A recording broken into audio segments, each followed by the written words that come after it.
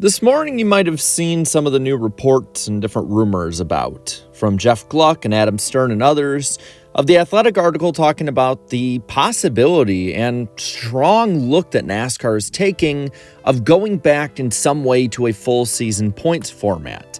That is definitely still on the table, even if it still might not be the favorite, it's gaining steam. And with that being said, I wanted to lay out clearly and concisely why I think at this time, and maybe I hadn't thought this way before, but why at this time I do think there is a case for NASCAR to have a full season points format. First off, I do think it does legitimize the championship battle to more people. Now, I am not someone that has complete delusion to think that this is going to give NASCAR a rebirth into the 2000s, that suddenly 5 or 6 million more people a week will watch because we're doing something we did over 20 years ago. That is crazy talk. But what I am saying is that for those here, those diehard fans, the ones that are really getting next-gen playoff fatigue, apathy, if you will, it's going to eliminate the near yearly debate on if the champion is worthy. And it's exhausting. Even if I agree with a lot of the arguments made against the playoffs at times, I'm sick of them. I'm sick of seeing them. I'm sick of making them. I want it to be at the end of the year where the debate might be, okay, the championship battle this year was more boring than last year. But we all know that he's legit. We all know the guy that won it is the best all season. Instead of splitting the fan base on whether or not somebody is deserving, or if they even deserve the legacy that they have now built for themselves in this sport, we're instead talking about, well, what could have been done to beat that guy? Who could have done better in what races? Where did they go wrong, and who's going to beat them next year? How do new fans who want to engage in discourse about a sport they're starting to get into come on in and see that everyone doesn't even think that the champion is legitimate? How do you have that discourse, and how do you get into the sport when anyone talking about it is basically bashing the highest pinnacle part that you can get and you can play in this sport's revolving door of people? I just don't see it. So that's the number one thing, and we all can, I think, agree that it is a legitimate championship, and it is probably the most fair and balanced way of doing so, of course, when set out correctly. Secondly, this does simplify the format. The driver who scores the most points in the season wins the championship. Short, simple, to the point. And then however you award those points from there, you can easily talk about. Whereas today, well, you're saying about playoff points, you're talking about stage points, and then resets, winning in, all of that. It takes a while to explain how to run NASCAR's championship battles. Whereas, again, if you do this, it is the simplest way possible of doing it. Simplification is a key pillar that the committee has talked about as well, and it's pretty easy to see why. When you have to have on a yearly basis celebrities, drivers, or media personalities explain to people how the championship works so they're not lost, well, you have a problem, and you need to make it easy to understand. And it'd be more palatable for those new fans coming in that might have watched racing before and are interested in something similar to what they watch, like Formula One, which is very simple to follow. Thirdly, every race in this would hypothetically matter for every driver in one way or another. Many times in the playoff era, races, and sometimes it's swaths of races or large amounts of the regular season, simply do not matter as much to some of the drivers, especially the ones who are good. For instance, Denny Hamlin will win in 1 week of the playoffs, finish 35th and DNF the next, and it has no effect whatsoever on his season and championship implications in any way. This would give, I think, something that's been missing for the last couple of years, and really until Dale Jr. talked about it in depth, I hadn't known how to put it to words, but it's really the highs and lows of being a fan. When I started watching, it was during the Chase era. And one of the things that I remember most is that when Dale Jr. would win, it was huge. It was a big deal for me as a fan of his because, one, it's a win. It's a huge deal in and of itself. But two, he could make up a ton of points, whether that be in the regular season or the 10-race chase. On the other end of that, though, when Dale Jr. was on that cut line, or when he was battling for the championship especially, and he had a DNF or a crash, it was gut-wrenching for me. I, as a kid, was just at the whim of how that 8 Budweiser Chevrolet would perform each week. And now, you can't really say that about a lot of times, the different things that happen. I remember in 2014 when I saw him DNF at Texas, and I thought, it's okay, we're in the chase. I shouldn't have to think like that. Those DNFs should matter at the end of the season. And I think if a system is weighted correctly, a win can still change the direction of a season and be a huge, important part.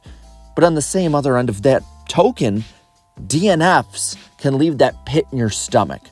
That moment where, as a fan, you just crumble. And you don't see it as much anymore, and I think that's taking away from the drama of NASCAR. Fourth on the board is season-long storylines. Now, everyone is going to bring up 1992, but a 6-driver title fight is an outlier. It doesn't matter what system it is. We never had it in the chase era in the last race. We have never had it outside of that 1 year in 92. I don't want to talk about 92 only, because I think it's a straw man in a lot of ways. What I want to look at is the years that Jeff and Dale would go back and forth. Jeff and Terry. The 2002 battle with so many different drivers going in and out of the championship fight. Hell, when you look at 2011, both with a full season format with the truck title, as well as even a chase format that had some time to build up a storyline with Smoke versus Carl Edwards.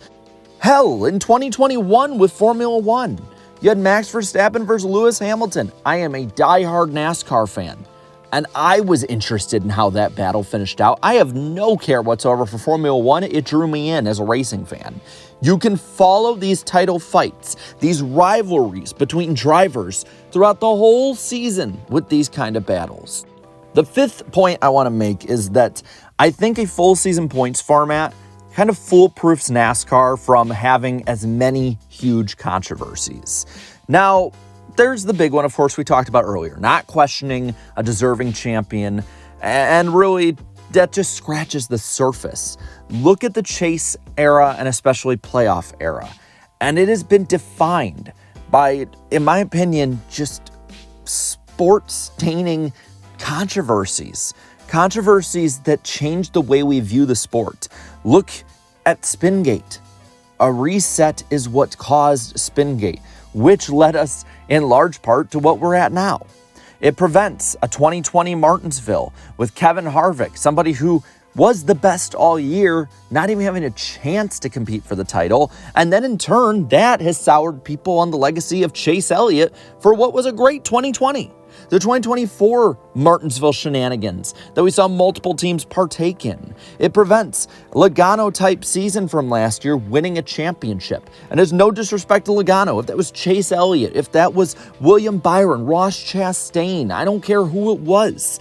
That type of season is not indicative of who should be the champion. Controversies every now and then are okay. It happens, it's sports. But controversies every year or multiple times a year like last year, that just ruins the experience for fans. I feel like the Austin Dillon win at Richmond in particular started what ruined the season in 2024 for a lot of fans. They were okay with the Logano one, or at least it was palatable to them, but that one was just a bridge too far, and it just sort of snowballed for the last third of the season. Now, building on these as well, I do think that this kind of championship format builds more stars. Parity in a vacuum is amazing. It's great to show up to a race and think that anyone on any given week could win.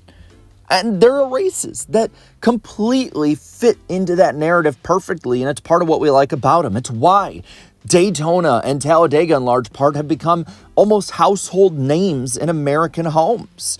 But on the other end of that, parity and making stuff so close at the same time also makes it to the point that you can never really get a favorite. You can never really get somebody to beat. And when you have a system that also tries to reset everything and make it all even, you run into those problems as well. Yeah, under this system, there will be boring championship fights, runaways that we don't like in that moment. But on the other end of it, that's how legacies are built. Domination And being able to go out there and prove you're the best, that's how Earnhardt and Petty and Gordon, and how even in the Chase era, Jimmy Johnson, that's how they built legacies that, in my opinion, will never be forgotten in NASCAR. And my last point about this, and there's so many others I could make, but I think this one is important because it gets lost in the shuffle. This doesn't have to be the Latford system. In fact, this won't be the Latford system if it goes through. It surely will be different. A full season points battle can be weighted the same way that we award points now, stages and all. That doesn't even have to go away. You could weight the top finishers even more points than you do now, making winning in top finishes mean more than they would back in 2003 or so. The Latford system, to me, did not reward winning enough. You could lead the most laps and finish second and tie in points, the winner. That should not have been the case. And in my opinion, in 2004, instead of making the chase and opening this giant 20-plus year can of worms, they should have just given more points to the winner. That would have solved a lot of the problems. And listen, there are plenty of issues with this system, any system. Every system NASCAR's ever had has issues. But I truly believe that even with boring championship battles from year to year sometimes, or maybe there are different ones that exploit the system, they maybe get more wins but have a worse average finish or stage points or whatever that might be, I truly believe that this is the best way to crown a champion. A full season's worth of work, a full body of work, just like just about every other major racing series on Earth. I think that this is the right way to go about it. With that, I want to ask you, do you want or even like the idea of a full season championship? Or are you more on the idea that we need some form of postseason? All of your opinions are welcome down in the comments below. While you're at, leave a like on this video, share this video, and subscribe to this channel for more great and fun NASCAR content. Thank you so much to all my channel members for your continued support. And until next time, have a good one.